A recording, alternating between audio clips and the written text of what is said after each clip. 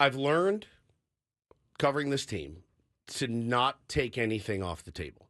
Honestly, I've learned to not take who's the best catcher in the league, right? Nothing would surprise me if AJ pulled off a trade for somebody really good. You mean Adley? Adley, yeah, right. Yeah, Other than that, maybe, right? I nothing surprises me. He does. I'm looking at the list of free agent catchers. It doesn't blow your hair back. It's Yasmani Grandal. It's Gary Sanchez. It's Danny Jansen. It's Tucker Barnhart. Don't forget about Elias Diaz. So if you asked me honestly, Woodsy, do you think they're going to give Ethan Salas a shot to catch this season? I would say no. I don't think you can because he's so young. But he is, again, mature beyond his years is what we hear about how he handles the pitching staff, right? But he wasn't hitting. He wasn't hitting in low A. So did have an all-star turn in the Arizona Fall League. Yep. I don't know if that's enough to say, oh, he's turned the corner and he's ready to be a big leaguer. That is a massive stretch. From what I've heard, if they had him catching in the big leagues today, defensively, he'd be fine. He can handle a pitching staff. He's already worked with some of the Padres' major league pitchers in spring training on rehab assignments. They all rave. Ethan Salas knows what he's doing behind the plate. He can handle himself quite well. The question is, what could he do offensively? You don't need a ton out of a catcher offensively to match at least what the rest of the league is getting. Right. 220, 10 home runs. Most teams aren't getting much more than that out of their catchers offensively. The problem would be is if he's getting way less than that. If he hits like 140, 4 home runs, and now he's not really developing as an offensive player because he's overmatched, facing big league pitchers every single night, and you're actually handling a staff, and you're hurting his development offensively because he really should be still facing Double A pitchers next year. That would be the concern about accelerating him too quickly to the big league level next year. Yeah, and it all boils down to this, dude. It's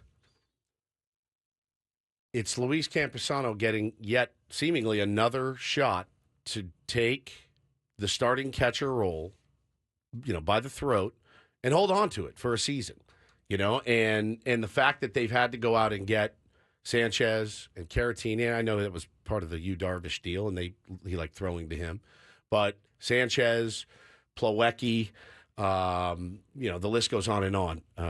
Kyle Higashioka, all of these, it's all because Campy has either gotten injured or didn't perform, and we're going to go into 2025 again with some good vibes, at least. I know you don't like the word momentum, but some good vibes from last year. And Luis Campusano is going to get yet another chance to start and take that job. And we got to see it. Campy had an over 800 OPS in 2023, but in very limited action because he was hurt. In 2024, that OPS was down to like 600. Yeah. It was awful. It never. Saw a video of a big home run he hit for his Dominican League team this week, but the numbers haven't even been good in the Dominican League. 237 average, 250 on base percentage. It's offensively really, really poor. So I don't know that the Padres are counting on Luis Campusano. Well, they are now. Well, at the moment. Today. I can almost assure you that A.J. Preller isn't going, no, we're good. We got Sully as our backup. We've got Campy as our starter.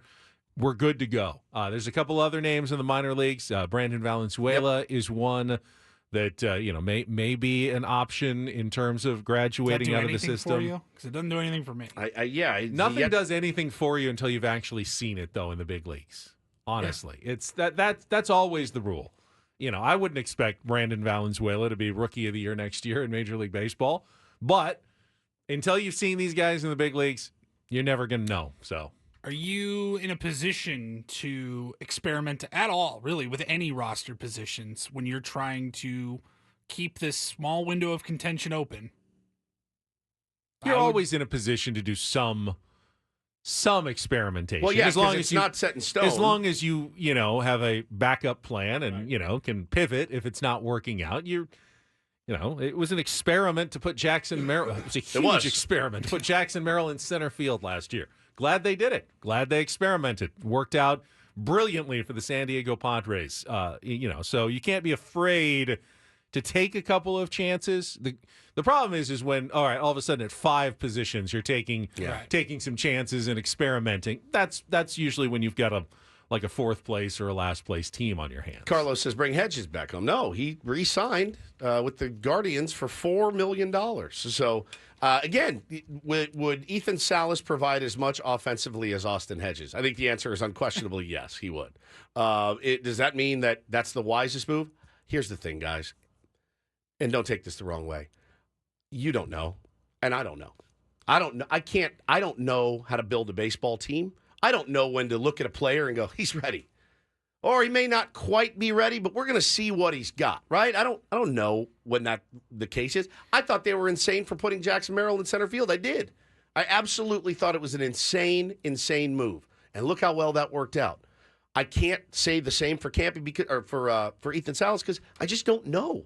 I don't know his makeup. I've heard things. Again, he's been rushed along. There's no question he's been rushed along in every stage of his development.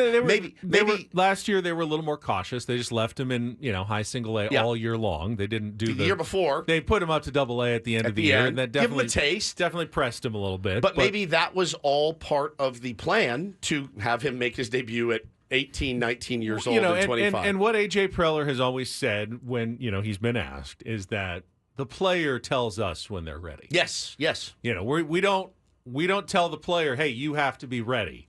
The player will tell us. So, if they go by their own evaluation system, I'm sure Ethan Salas will be at spring training. He's been invited the last couple of years, so he'll be there.